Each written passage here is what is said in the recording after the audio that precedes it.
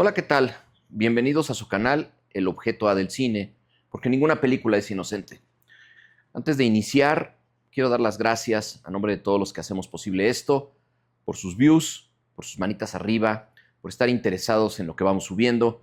Y si les gusta lo que ven, lo que escuchan y lo que resuena en su cabecita, no dejen de darnos like y suscribirse a nuestro canal. Pues bien, el día de hoy vamos a platicar de una película hispano-norteamericana del año 2004. Película dirigida por Brad Anderson y que llevó por título El Maquinista. Esta cinta está protagonizada por Christian Bale y al día de hoy se le considera una película de culto. Es decir, no es una película que permeó en el ámbito de lo comercial, una película con un presupuesto de 5 millones de dólares y que tan solo recuperó poco más de los 8 millones de dólares. Tiene muchos rasgos que la hacen una cinta interesante.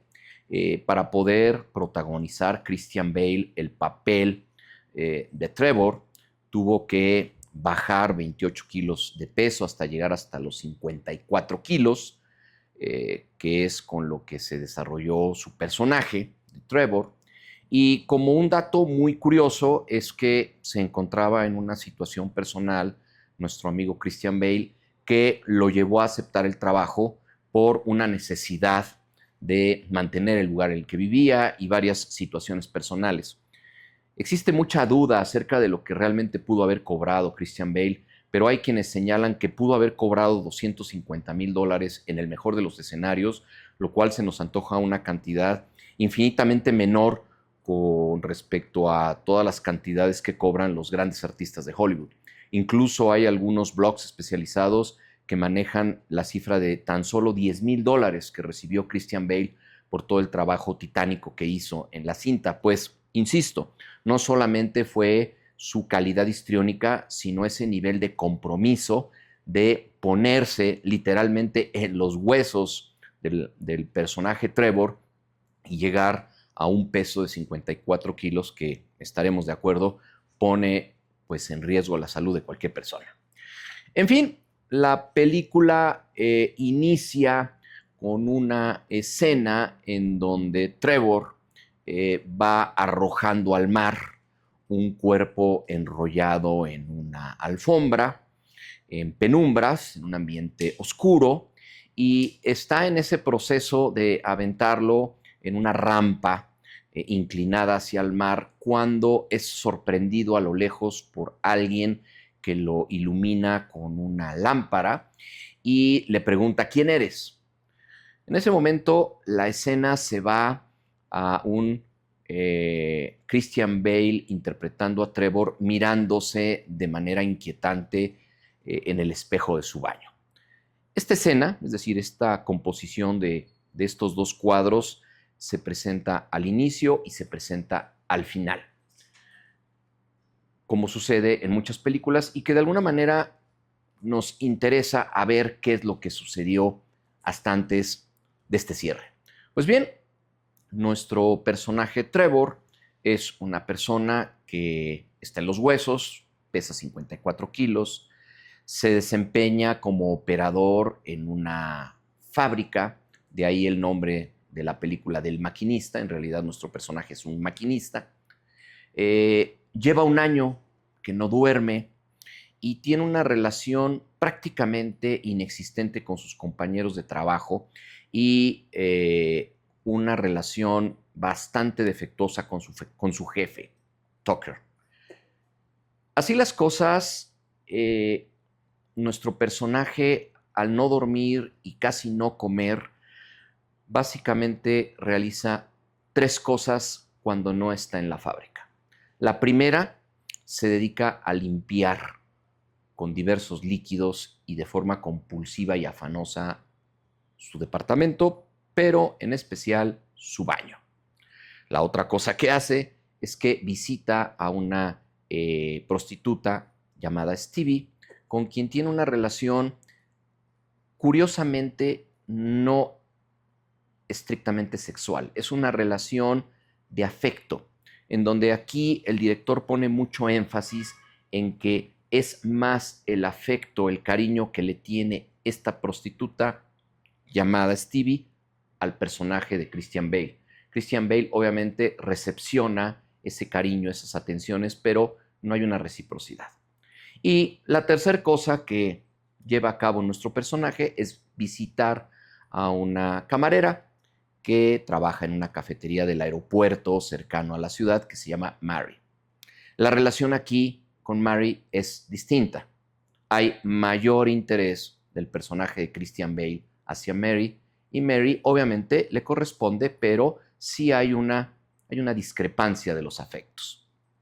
En fin, la película está filmada con colores muy cercanos al sepia y muy cercanos al blanco y negro, sin llegar a ello, pero son colores que de alguna manera nos dan la impresión de estar en un sueño, de que dudemos de la posible realidad que están viviendo los personajes. Esto se va enfatizando conforme vamos avanzando en la trama y se van apareciendo detalles que nos inquietan y que nos llevan de la mano del personaje en esa espiral de inquietud y de delirios en los que se va a ver sumergido. Ejemplo de ello es que en esta cafetería del aeropuerto siempre el reloj marca la 1:30. Por el horario y que es nocturno, podemos entender que es la 1:30 de la mañana, pero el reloj no se mueve de ese horario. Para llegar al aeropuerto, nuestro personaje siempre toma la ruta de la autopista hacia la izquierda. Vamos a notar en la película mucho de las decisiones del personaje se van hacia la izquierda y muchas de las cosas que aparecen son en color rojo, que más adelante daremos una explicación de qué es lo que nos quiere decir el director. Y como una viñeta podríamos anticipar también que la película, aun cuando tuvo una muy baja recaudación, aun cuando se le considera hoy día de culto, es una película que a mí se me antoja como el clásico ejemplo del libro psicoanalítico. Es decir, si nosotros estuviéramos estudiando la teórica psicoanalítica, la película sería el ejemplo. Tendría ese poder en quien lo estudiara, en quien lo abordara. En fin, estas tres actividades las va desarrollando nuestro personaje y se van incrementando los niveles de tensión. Habida cuenta, insisto, en que nuestro personaje no duerme, lleva 1 año de no dormir y de comer tremendamente mal. En la fábrica, sus jefes empiezan a dudar de su salud física y le piden que haga un examen de orina para cerciorarse que no está consumiendo drogas. Muy molestamente lo hace el personaje Christian Bale y al salir de la fábrica después de este examen se encuentra en el estacionamiento a un misterioso Iván a bordo de un convertible rojo. Iván es un personaje corpulento, siniestro, desparpajado, intimidante. Y le dice a Trevor que es el nuevo empleado de la fábrica, que ha sustituido a un amigo en común que se llama Reynolds y que de ahora en adelante lo va a ver ahí. Tiene un carácter de intimidación, Iván, y así se va a ir manejando a lo largo de toda la película y conforme se van incrementando la calidad y la cantidad de sus intervenciones, va a ir angustiando más a Trevor. Dicho esto, sucede algo que empieza a guiarnos a un escenario de caos, y es que mientras Trevor está auxiliando a uno de sus compañeros de trabajo que se llama Miller, se distrae por un momento observando a lo lejos de la fábrica al intimidante Iván y por accidente enciende la máquina que estaba limpiando Miller y con motivo de ello esta máquina le cercena parte del brazo, le cercena 3 dedos y pierde, se le tiene que amputar parte de su brazo. Obviamente todos en la fábrica quedan tremendamente impactados por esta situación y se abre una investigación en la cual el personaje Christian Bale da cuenta que efectivamente se distrajo porque el nuevo empleado lo había intimidado, lo había distraído en un momento y por eso se había encendido la máquina. Los jefes de Trevor le dicen que no hay ningún Iván, que no ha habido nadie que sustituya a Reynolds, y esto inquieta al personaje de Christian Bale. Dicho sea de paso, en esa primera entrevista que tiene Trevor con Iván, Iván le dice que sustituya a Reynolds porque fue detenido por los federales toda vez de que había cometido un delito. Sin embargo, después del accidente, Reynolds sigue apareciendo en la fábrica y ya no aparece Iván. Inquietado por todo esto, en una de esas ocasiones que se encuentra Iván fuera de la fábrica, se van a echar unos drinks a un lugar que se llama La Caldera o Cuarto de Máquinas. El letrero del bar está en rojo y así se llama, La Caldera. ¿A qué hace referencia? Creo que poco a poco iremos descubriendo a qué. En esa plática que tiene el personaje Christian Bale con Iván, Iván lo intimida. Iván de alguna manera le hace ver que está ahí más que para ser su amigo, como para cuidarlo, como para vigilarlo. Y le insiste en que Reynolds efectivamente fue detenido y que si se volvió a presentar en la empresa es porque seguramente había obtenido una fianza, pero que estaba bajo una investigación criminal. En esta plática no muy grata, Iván se va al baño y deja su cartera. No resiste la tentación, Trevor, de registrar esa cartera y ahí va a encontrar una fotografía en donde va a aparecer el mismo Iván con Reynolds cargando un recientemente pescado sacado del mar. Y es de gran tamaño este pescado y están a un costado de este animalito, estos dos individuos, y esa foto la conserva nuestro personaje.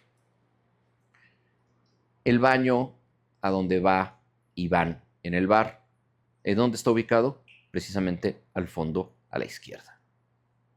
Ok, siguen así las cosas y en el departamento del personaje Christian Bale aparece un post-it, un papelito amarillo en donde se dibuja una E o una T, no tiene una forma muy bien definida, pero son un palito horizontal y uno vertical, que más adelante se va a descifrar que es el jueguito del ahorcado, en donde se tienen que ir adivinando las palabras que definen al dibujito.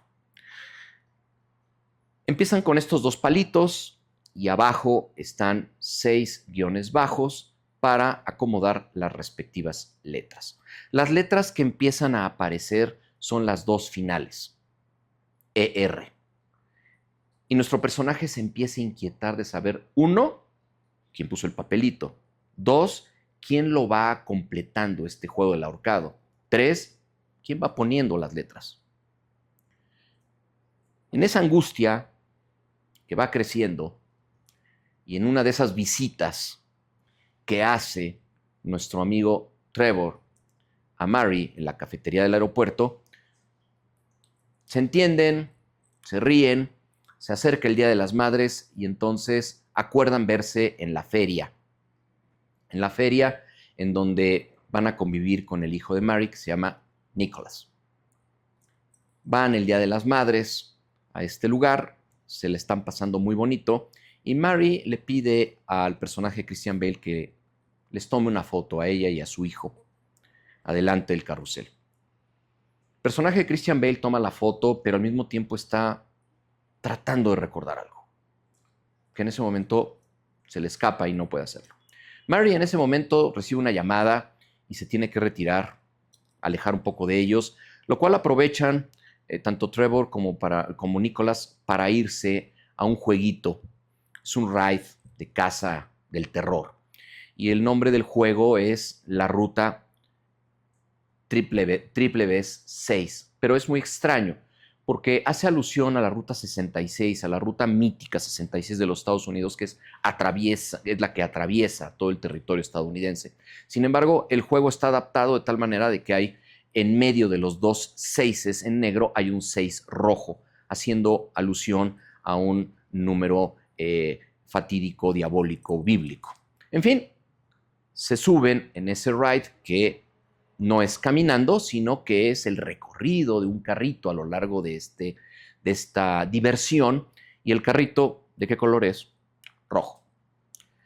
Van circulando por todas las atracciones de este jueguito y los escenarios son terroríficos. Si bien es cierto, es una casa del terror, pues yo creo que pocos habremos visto algo tan explícito y horripilante como las escenas representadas a lo largo de este ride, en donde hay gente muerta, esqueletos, actos de violencia, incluso hay un colgado con un letrero que dice guilty, culpable.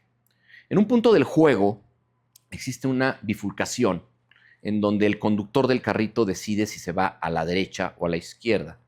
El camino de la derecha trae un letrero que dice hacia la salvación.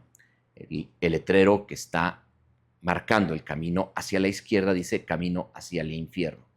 Contrario a lo que le dice Trevor, Nicholas gira el carrito hacia la izquierda. Y en ese momento entran a un túnel oscuro en donde le da un ataque epiléptico a Nicholas y tienen que salir apresuradamente del juego, Trevor cargando al niño, y en ese momento llega su mamá y le dice que no se preocupe, que son ataques epilépticos y que ella de alguna manera está muy acostumbrada a este tipo de eventos. Se van a la casa de Mary y están tomando vino, que como podrán adivinar a estas alturas de mi narración, pues es vino rojo.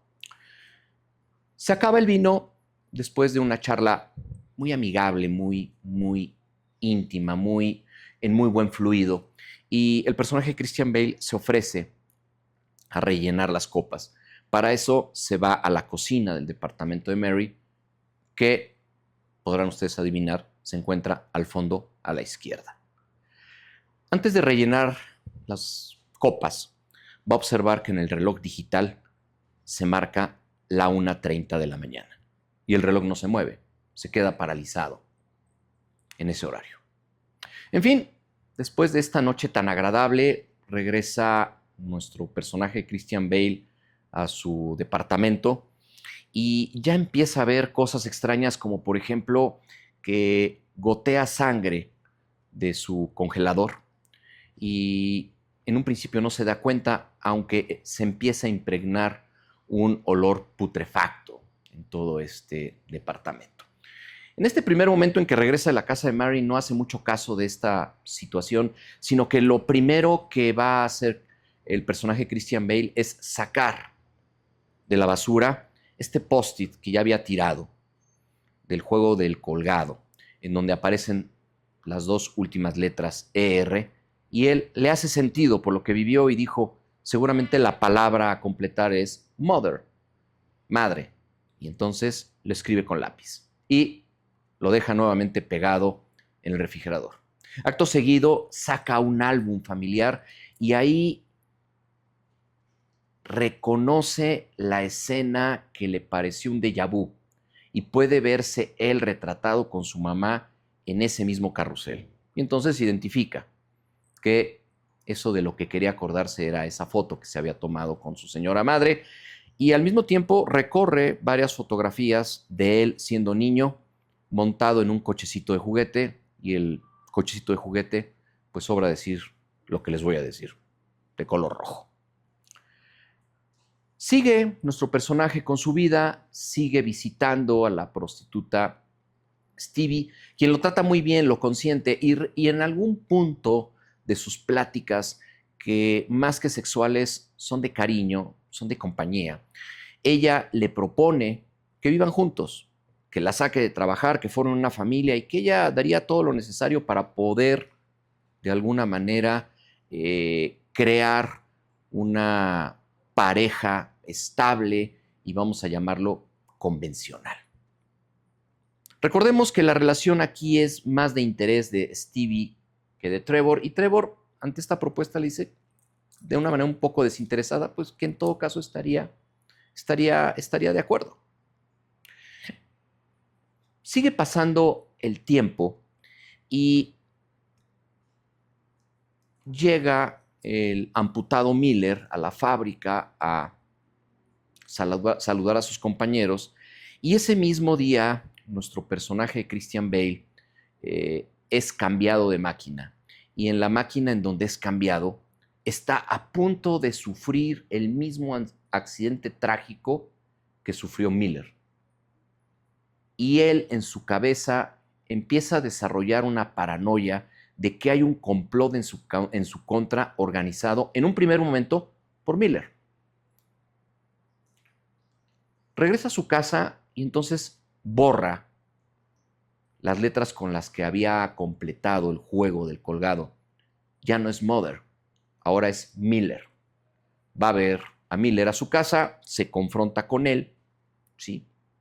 Y obviamente Miller desconoce estas teorías conspiranoicas a las que hace alusión el personaje Christian Bale, pero cuando sale de su casa puede ver a lo lejos el convertible rojo de Iván y se da a la tarea de seguirlo.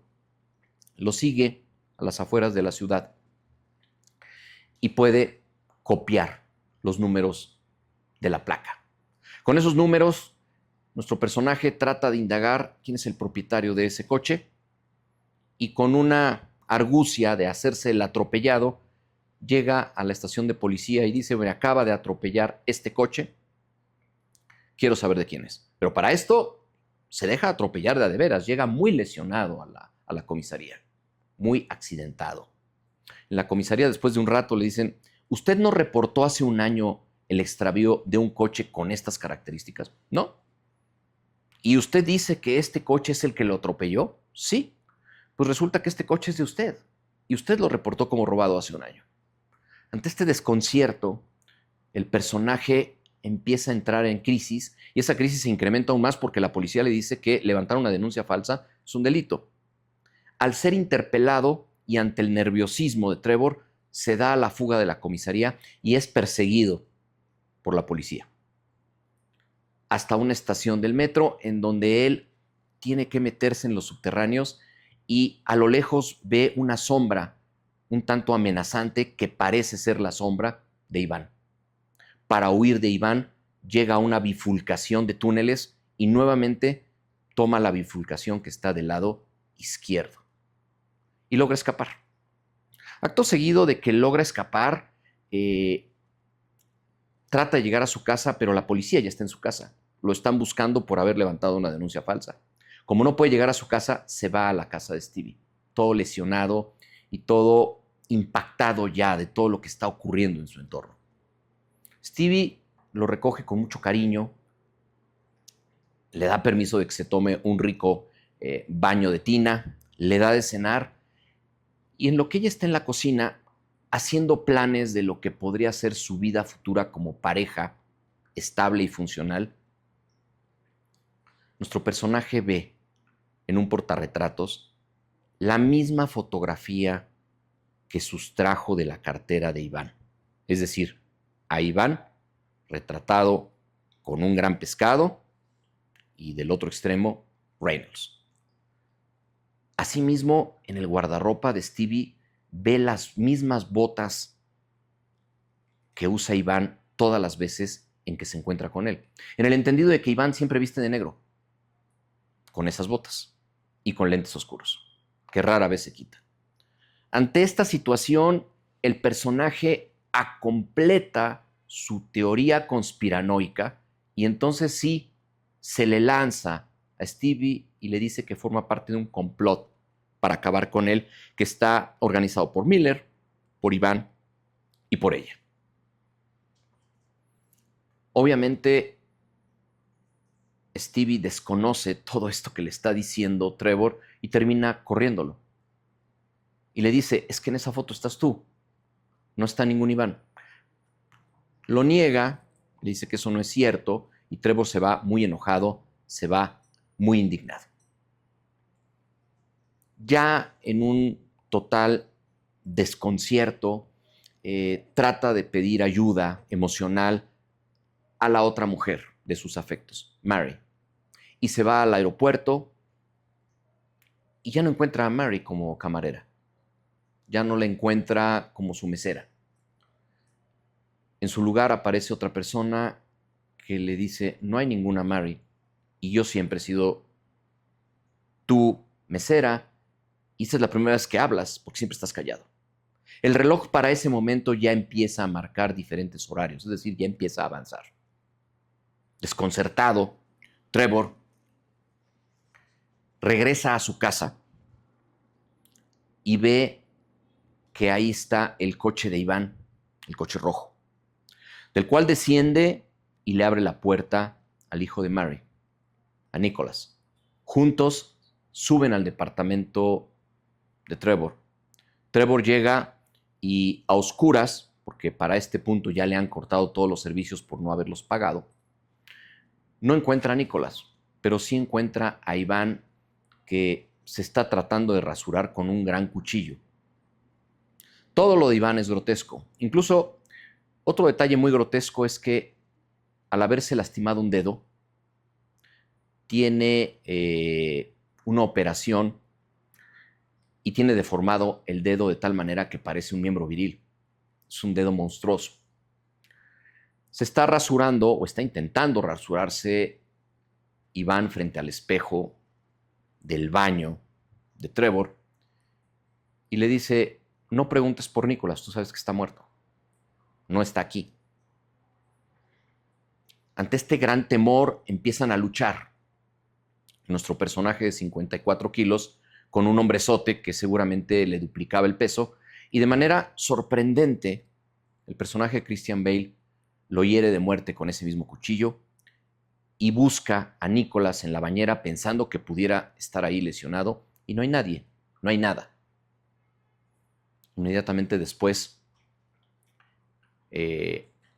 nuestro personaje Christian Bale toma a Iván, lo envuelve en la alfombra del departamento, lo mete en la batea de su camioneta y se dirige al mar para arrojarlo.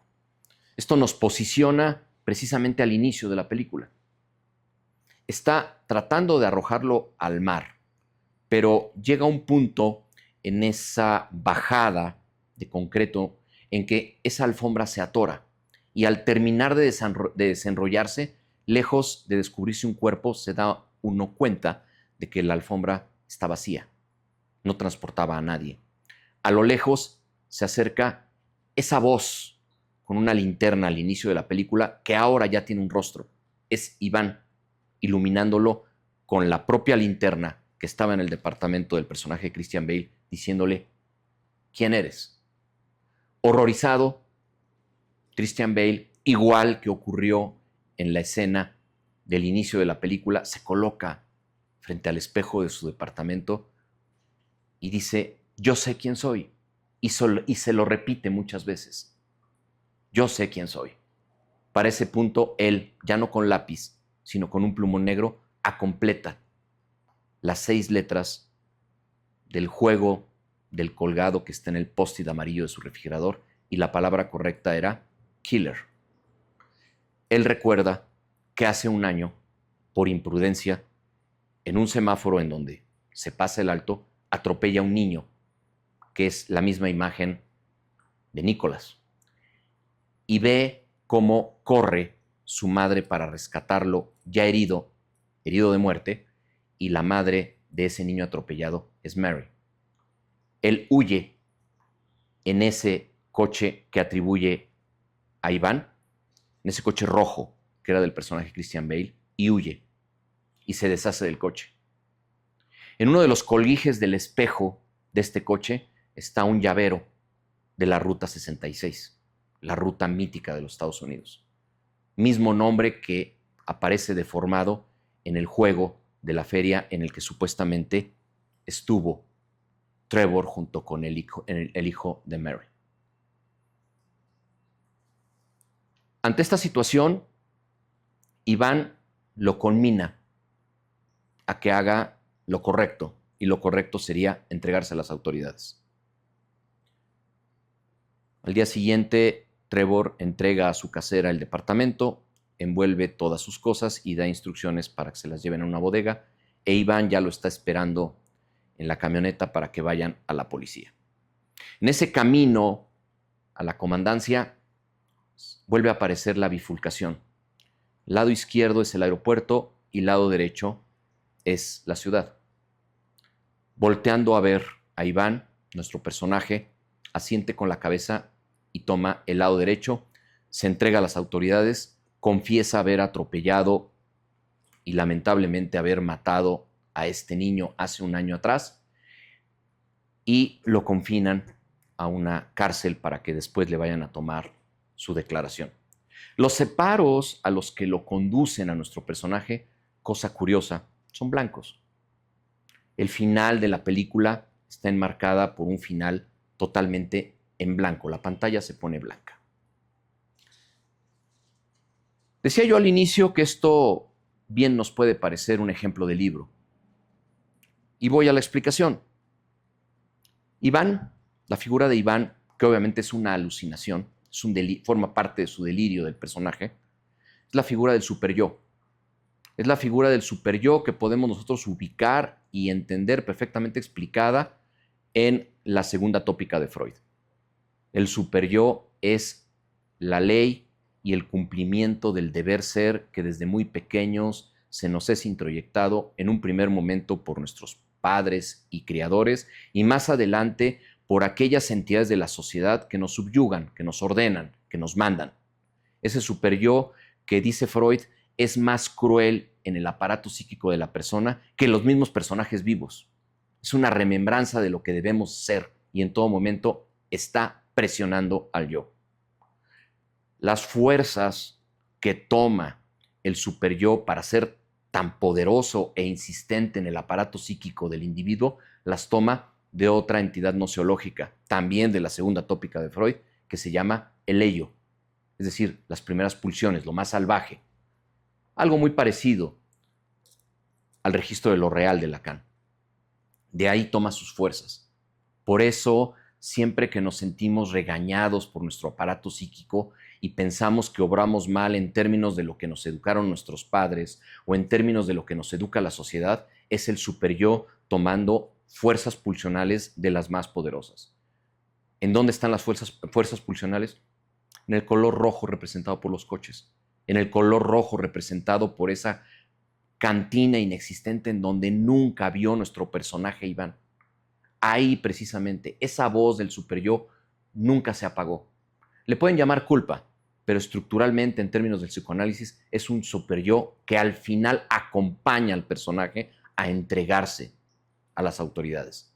¿Por qué es vulgar? ¿Por qué es desparpajado? ¿Por qué es hasta cierto punto intimidante y muy diferente a cómo es nuestro personaje? Por lo que estoy explicando.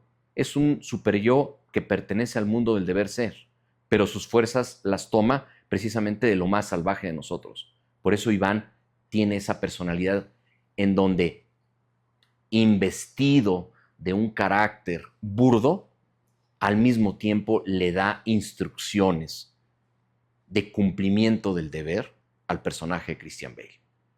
Por otro lado, tenemos a Mary, que terminó siendo la mamá del niño atropellado. ¿Qué es Mary? La madre. La madre en términos psicoanalíticos, la madre en términos míticos. Misma madre que es Stevie, la prostituta. Es dos caras de la misma moneda. Los alemanes llamaron a la cosa mítica que nos hace regresar a un estado de felicidad el Das Ding. El Das Ding en el planeta Tierra, lo más cercano a ello es la madre. Un estado de felicidad en donde estábamos adentro de ella y que después nos vamos separando cada vez más, siendo más distantes de ese estado mítico de completitud. Cuando nosotros estamos en el vientre materno, cuando nosotros estamos en el seno materno, cuando nosotros dormimos calientitos a un lado de nuestra mamá, nos encontramos en algo que Jacques Lacan denominó el goce del ser. Es decir, estamos gozando no sexualmente, estamos gozando de la compañía de alguien que nos quiere mucho y que además nosotros queremos mucho porque es el primer ser humano que conocemos después de haber salido a este mundo. Ese goce del ser jamás regresa, porque más adelante existen sustitutivos que el psicoanálisis llama goces fálicos. Y entonces tú gozas con tu coche, con tu fortuna, con otros seres humanos, con tu esposa, con tu esposo, pero ya no son goces iniciales. El goce que tiene una mujer con un hombre es un goce no completo. Se figura en el psiquismo de los seres humanos que por esa diferencia biológica, antropomórfica, entre un hombre y una mujer, al existir ese momento de la relación sexual se pensaría que existe un complemento, que estamos llegando al día cero, que otra vez de dos personas estamos volviéndonos uno. De ahí que Jacques Lacan enunció una frase superpoderosa: no existe la relación sexual, no podemos entender la relación sexual como un vínculo que nos haga regresar al estado mítico de la unidad. Una vez separados los sexos después del acto respectivo, siguen siendo sujetos divididos y separados. Sin embargo, nos gusta mistificarnos y se piensa que ese papel de madre, por un lado, está en lo que Jacques Lacan denominó el amor cortés, que simboliza perfectamente Mary. El amor cortés de solución ante la no relación sexual que simboliza Stevie. El personaje en su psiquismo trata de llegar al Das Ding, a la madre, a través de estas dos caras de la misma moneda, como una solución que le resuelva el conflicto que tiene entre cumplir el deber ser o seguir escapando de la justicia. Al final, el inconsciente, por muchos de los procesos que nosotros intentemos por callarlo, regresa, se presenta, y lo que hemos venido comentando, deformado. Iván es un sujeto deformado. La deformidad en su mano, con un dedo que parece más órgano sexual masculino que dedo, es una muestra de cómo el inconsciente regresa en esa deformación, y en este caso el inconsciente permeando la entidad superyóbica para castigarnos y hacernos ver que tenemos que hacer lo correcto. ¿Qué simbolismo encontramos entre el lado izquierdo y el lado derecho a lo largo de la película, que, como insisto, es muy repetitivo? En el esoterismo, concretamente en la cábala hermética y en muchas tendencias hinduistas, podemos encontrar que la mano izquierda del iniciado es precisamente lo oscuro, la otra escena de la que hablaba Freud, incluso lo maligno, mientras que en el esoterismo la mano derecha implica la magia blanca, lo divino, la iluminación. Por eso es que durante este año en que nuestro personaje trata de evadir su responsabilidad, siempre opta por los caminos que están, de manera culpable como es la película, del lado izquierdo, y que nos los coloca el director siempre en esa posición, tratando de remarcar de alguna manera lo poco ético, lo poco moral del personaje al tratar de encubrir un homicidio que, culposamente, como marca la ley, o que podríamos decir popularmente imprudencial, cometió, y que de alguna forma estas entidades nociológicas presentificadas en personas que no existieron le hacen ver al personaje de la necesidad de resolver. El final de la película, la mirada frente al espejo, es precisamente la signórisis, el descubrimiento del personaje en la tragedia griega. Es ahí donde Trevor se da cuenta quién es y contesta la pregunta. Y por eso toma la decisión, ahora sí, de mano derecha en términos de este esoterismo al que he hecho mención. La pantalla en blanco al final es la caída del velo, es la cura psicoanalítica. La caída del velo es derribar esa pared que nos impide conocer la verdad. ¿Cuál verdad? De nosotros. ¿Cuál verdad de nosotros? La verdad de nuestro deseo. ¿Cuál es el deseo del personaje? Hacer cumplir la ley. Cumplir con el mandato superyoico. La caída del velo presentificado en esa pantalla blanca técnicamente nos orienta a la cura. El personaje quedó curado.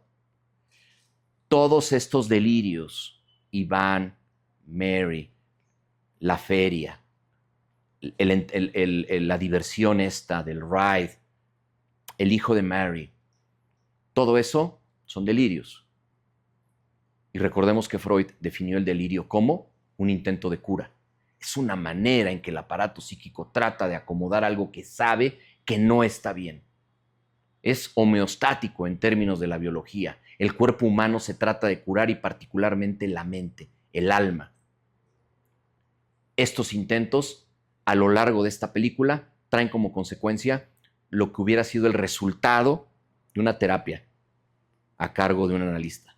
El propio paciente, el propio analizante, al final de todo este proceso, se reconoce y obviamente regresa a un proceso, entre comillas, de normalidad. Lo primero que dice el personaje cuando llega a la cárcel es que ahora sí va a dormir. Y desde luego ahora sí va a comer. Esto es muy interesante porque la película, independientemente de todas estas ilustraciones, nos da una definición topológica muy clara entre lo que es un delirio psicótico y lo que es un delirio de otro tipo, de un delirio neurótico. El delirio psicótico no guarda una relación con la realidad. Es un delirio disruptivo que rompe con la realidad. Mientras que el delirio neurótico, por muy deformado que esté, tiene ataduras con un contexto real. El delirio psicótico, particularmente de las personas que son esquizofrénicas, forman parte de su ser desde que son muy pequeños. No es de que aparezcan y desaparecen. La esquizofrenia hoy día, y lo podemos consultar en múltiples fuentes especializadas, no es propiamente una enfermedad para la que exista una cura o una cura absoluta. Y se da desde que el sujeto es muy pequeño. Y esos delirios permanecen y lo acompañan toda su vida, igual que la paranoia. En el caso de nuestro personaje, antes del accidente, no era ni paranoico ni tenía este tipo de delirios.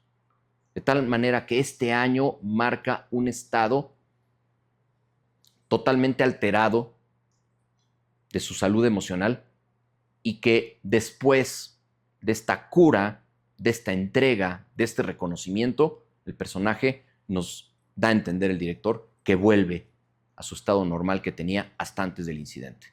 Esto es algo muy curioso porque normalmente cuando vamos a la clínica, cuando vamos a consulta, el paciente dice, es que yo siempre he sido muy nervioso de toda la vida, es que yo siempre he sido esto toda la vida.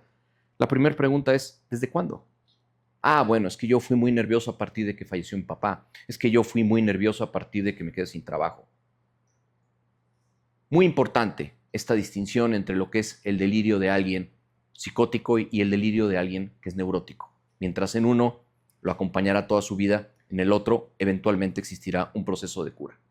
Como siempre terminamos con las pláticas de este su espacio, el objeto A del cine. ¿Cuál es la moraleja?